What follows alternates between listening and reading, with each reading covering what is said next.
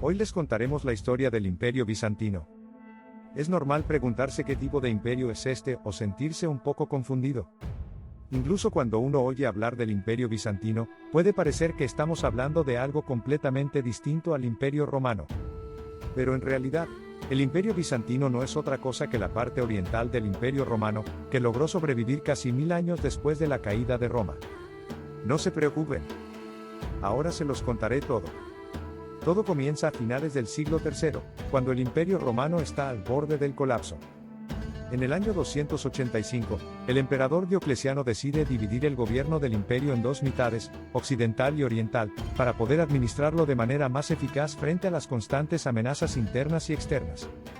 Se introduce el conocido sistema llamado tetrarquía, en el que cada mitad del imperio tiene su propio Augusto, el emperador principal, y su propio César, que es su ayudante y heredero.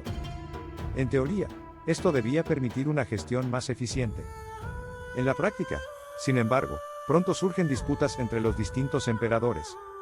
De este caos emerge una figura clave, Constantino, un general ambicioso que logra imponerse a sus rivales y reunificar nuevamente el imperio bajo su autoridad. Es una figura extremadamente importante no solo por sus victorias militares, sino también por la legalización del cristianismo y el inicio de una nueva era para Roma. Poco después, en el año 330, Constantino funda una nueva capital, construida sobre el emplazamiento de la antigua ciudad griega de Bizancio, y le da su propio nombre, Constantinopla. La ciudad está estratégicamente situada entre Europa y Asia y se convierte en un punto clave para el comercio y la defensa. Desde aquí se desarrollará más tarde el Imperio Bizantino. Con el paso del tiempo, la división de la que hablamos se consolida de forma definitiva. En el año 395, tras la muerte del emperador Teodosio I, el Imperio Romano se divide oficialmente en dos. El Imperio Romano de Occidente, con capital inicialmente en Milán y más tarde en Rávena, y el Imperio Romano de Oriente, con capital en Constantinopla. A partir de este momento, ambas partes toman caminos completamente distintos. El Imperio Romano de Occidente no sobrevive mucho tiempo y colapsa en el año 476, cuando su último emperador es depuesto por las tribus germánicas. El Imperio Romano de Oriente, sin embargo, sobrevive. Es precisamente a este al que hoy conocemos como Imperio Bizantino. Lo interesante es que sus habitantes nunca se llamaron a sí mismos bizantinos. Se consideraban romanos, romeos, los legítimos herederos de la antigua Roma. El término bizantino fue introducido por historiadores siglos más tarde, para distinguir esta versión más helenizada, cristiana y orientalizada del antiguo Roma de las togas y los senadores. En su apogeo, el Imperio Bizantino abarcaba los territorios más ricos y urbanizados del antiguo Imperio Romano. Esto incluía los Balcanes, Grecia, Asia Menor, la actual Turquía, el Levante, Siria, Palestina, Egipto y partes del norte de África. El corazón del imperio siempre fue Constantinopla, una ciudad enorme, fortificada y cosmopolita, que se convertiría en una de las capitales más grandiosas del mundo medieval. En el siglo VI, el Imperio Bizantino alcanza su edad de oro, especialmente durante el reinado de uno de sus emperadores más poderosos, Justiniano I, que gobierna desde el año 527 hasta el 565. Justiniano tiene un sueño claro: restaurar la gloria del antiguo Imperio Romano, recuperar los territorios occidentales perdidos y unificarlos bajo una sola fe, una sola ley y un solo emperador. Bajo su mando, los ejércitos bizantinos logran recuperar partes del norte de África, Italia y el sur de España. Por un breve periodo, parecía que el Imperio Romano volvía a estar unido, pero mantener estos territorios resultó extremadamente difícil. Las guerras eran costosas, los recursos limitados y los enemigos demasiado numerosos. Aún así, la época de Justiniano sigue siendo de enorme importancia. Además de sus campañas militares, el emperador lleva a cabo una gran reforma jurídica, que culmina con la creación del Corpus Juris Civilis, una recopilación del derecho romano que tendría una influencia enorme en Europa siglos después. Este es también un tiempo de gran florecimiento cultural y arquitectónico, cuyo símbolo es la construcción de la majestuosa Basílica de Santa Sofía en Constantinopla. Pero, como cualquier imperio, el bizantino no se libra de las crisis. En los siglos VII y VIII, el surgimiento del Islam cambia radicalmente el mapa del Mediterráneo. En un periodo extremadamente corto, los árabes conquistan Siria, Palestina, Egipto y el norte de África, arrebatándole al imperio algunas de sus regiones más ricas y estratégicamente importantes. Es un golpe devastador.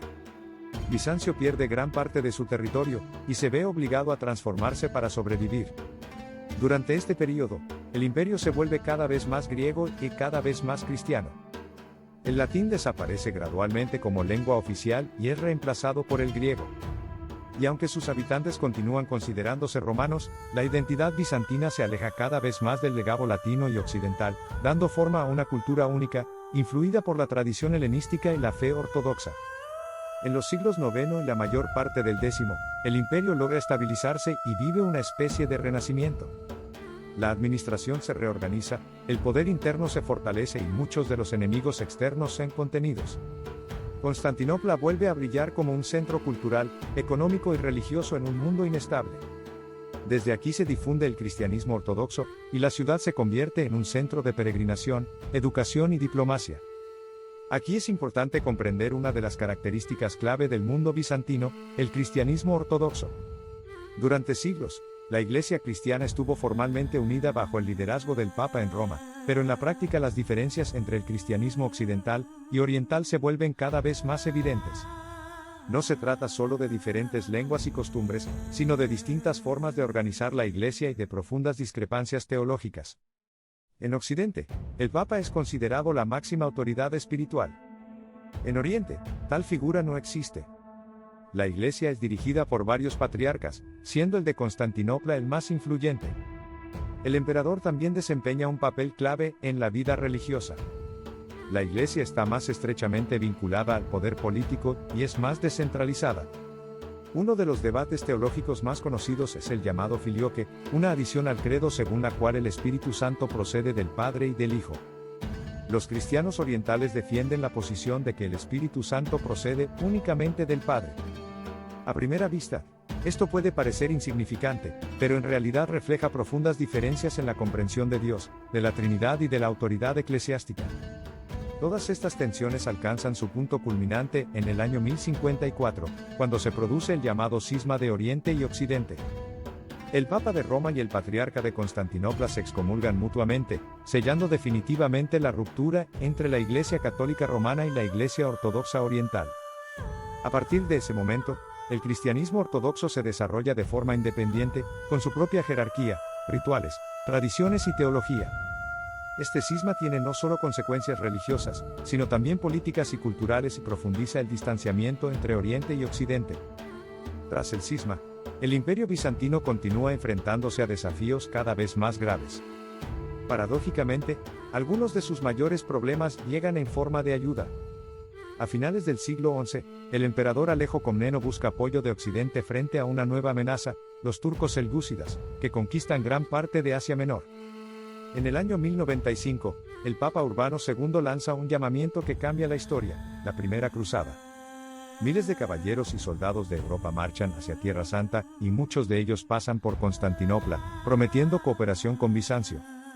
Al principio, esta alianza funciona relativamente bien y el imperio logra estabilizar temporalmente sus fronteras orientales. Pero las relaciones entre los cruzados y los bizantinos nunca son del todo buenas. La falta de confianza, los objetivos distintos y las diferencias culturales aumentan gradualmente la tensión. Todo esto alcanza su punto máximo durante la Cuarta Cruzada. En lugar de continuar hacia Tierra Santa, los cruzados atacan la propia Constantinopla. La ciudad es tomada y saqueada durante días. Es un golpe devastador. El Imperio bizantino deja de existir durante más de medio siglo, y es reemplazado por el llamado Imperio Latino, creado tras el saqueo de Constantinopla en el año 1204. Sin embargo, los bizantinos no desaparecen. Se reorganizan en varios estados sucesores y logran preservar la cultura imperial, hasta que en el año 1261 recuperan Constantinopla. Pero el imperio ya no es más que una pálida sombra de su antiguo poder.